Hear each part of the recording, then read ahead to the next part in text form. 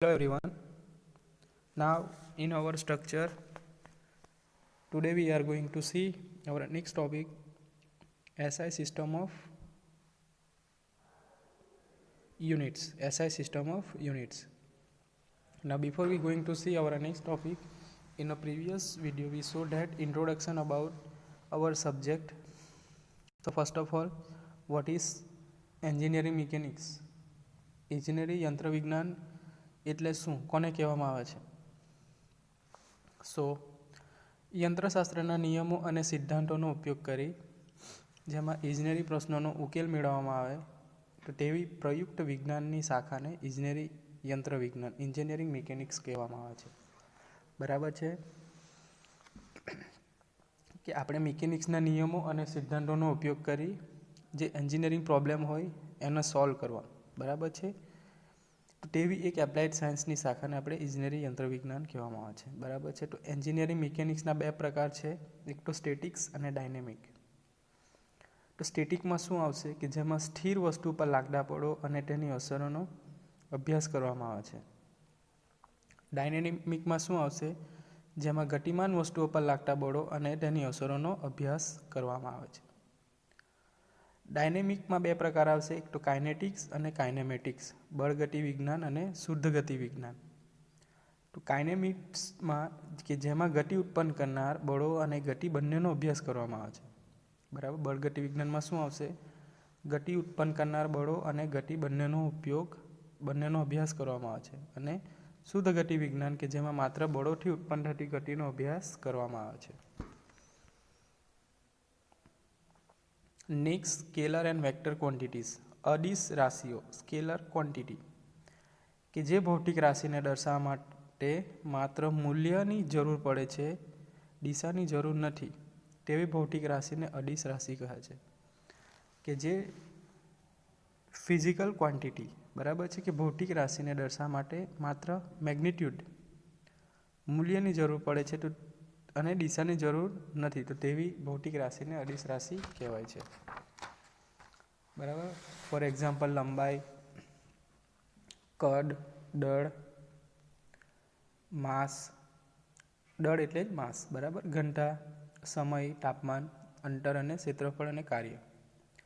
સદિશ રાશિ, vector quantity કે જે ભૌતિક રાશિને દર્શાવવા માટે દિશા અને મૂલ્ય, ડાયરેક્શન પ્લસ મેગ્નિટ્યુડ બંનેની જરૂર પડે છે તો તેવી ભૌતિક રાશિને સદિશ રાશિ કહે છે.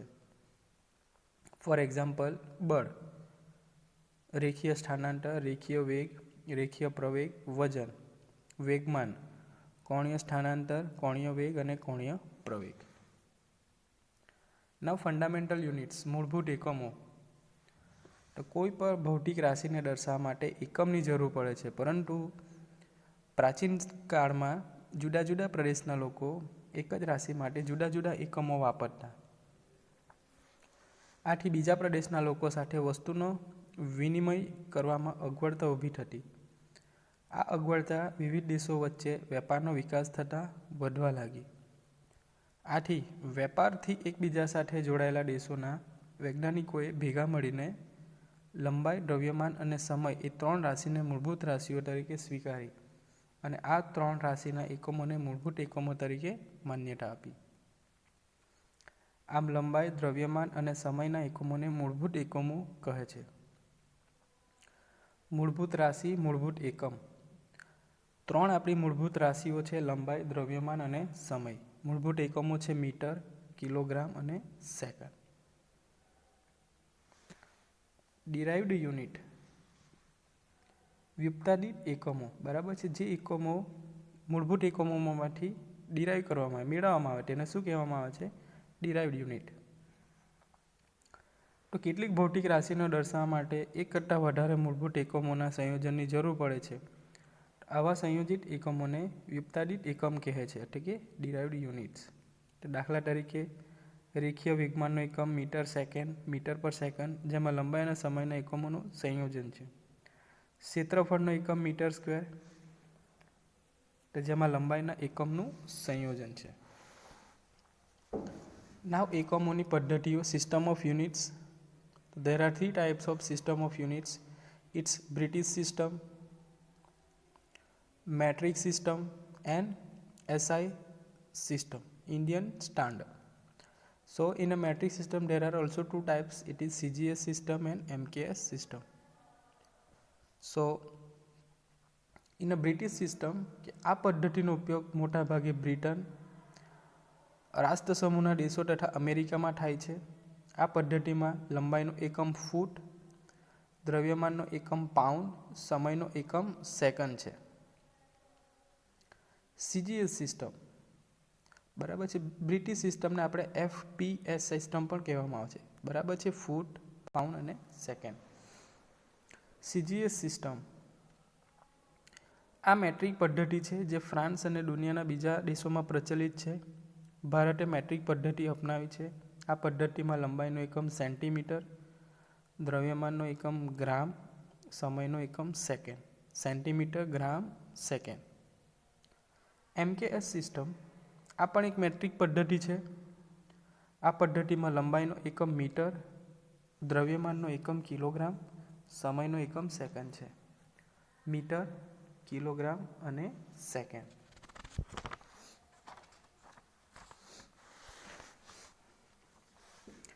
SI system, international system of units. તો વિશ્વના બધા દેશોમાં ભૌતિક રાશિઓના એક સરખા એકમો વપરાય તો વેપાર, ઉદ્યોગ અને વિજ્ઞાન અને ટેકનોલોજીનો વિકાસ સારો થાય. એવા ધ્યેય સાથે ઓક્ટોબર 1960માં મળેલી 11મી વજન અને માપની સામાન્ય સભા, general conference of weight and measures, એ આંતરરાષ્ટ્રીય ઉપયોગ માટે મૂળભૂત, ફંડામેન્ટલ, સપ્લિમેન્ટરી અને વ્યુત્પાદિત ડિરાઇવ્ડ એકમોની એકસરખી એક પદ્ધતિની ભલામણ કરી. આ પદ્ધતિને એકમોની આંતરરાષ્ટ્રીય પદ્ધતિ, સિસ્ટમ ઓફ ઇન્ટરનેશનલ, તેને ટૂંકમાં SI સિસ્ટમ કહે છે. આ પદ્ધતિમાં 7 મૂળભૂત એકમો, 2 પૂરક એકમો અને 27 વ્યુત્પાદિત એકમો છે. બરાબર છે. SI સિસ્ટમના મૂળભૂત એકમો ભૌતિક રાશિઓ, એકમ અને સંજ્ઞા. તો ભૌતિક રાશિ આપણી લંબાઈ, એકમ મીટર, સંજ્ઞા M, દ્રવ્યમાન કિલોગ્રામ, kg, સમય સેકન્ડ S, વીજ પ્રવાહ એમ્પિયર A, ઉષ્ણતામાન કેલ્વિન ક્લે, દીપ્તિમાન તીવ્રતા કેન્ડેલા CD, દ્રવ્યમાનનો જથ્થો mall MOL. System of units, system international ના પૂરક એકમો. તો ભૌતિક રાશિઓ પ્લેન એંગલ સમતલીય કોણ માટે એકમ છે રેડિયન, સંજ્ઞા RAD, સોલિડ એંગલ ઘનકોણ માટે સ્ટેરેડિયન SI. નાવ નેક્સ્ટ છે સિસ્ટમ ઇન્ટરનેશનલ સિસ્ટમના SI સિસ્ટમના અગત્યના વ્યુત્પાદિત એકમો. Very most important theory. તો બળ માટે એકમ છે ન્યૂટન, સંજ્ઞા N. કાર્ય વર્ક માટે યુનિટ છે જૂલ, J ઓર ન્યૂટન મીટર. શક્તિ માટે છે પાવર, વોટ, W. ક્ષેત્રફળ માટે એરિયા, ચોરસ મીટર, મીટર સ્ક્વેર. ઘનફળ માટે વોલ્યુમ, ઘન મીટર, મીટર ક્યુબ.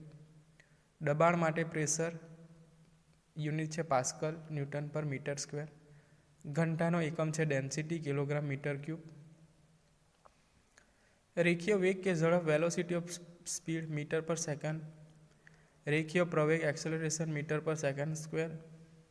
વેગમાન, momentum, kilogram into metre second. બળ ધૂર્ણ, ટોર્ક, ન્યૂટન મીટર. કોણીય વેગ, angular velocity, radian per second. કોણીય પ્રવેગ, angular acceleration, radian per second square. કાર્યશક્તિ, એનર્જી, જૂલ. બળ યુગ્મ, કપલ, ન્યૂટન મીટર. પ્રતિદાબ, ન્યૂટન પર મીટર સ્ક્વેર. સ્ટ્રેસ. નાવ એકમોનું રૂપાંતર, કન્વર્ઝેશન ઓફ યુનિટ્સ. તો લંબાઈના એકમો છે 1 metre 100 centimetre, 1 metre 1000 mm, 1 centimetre 10 mm, 1 kilometre 1000 metre, 1 joule 1 newton metre, 1 degree π/180 radian, 1 horse power 746 watt. 1 horse power is equal to 746 watt. Now unit of force 1 kgf 1 kilogram force 9.81 10 Newton, 1 kilonewton 1000 Newton,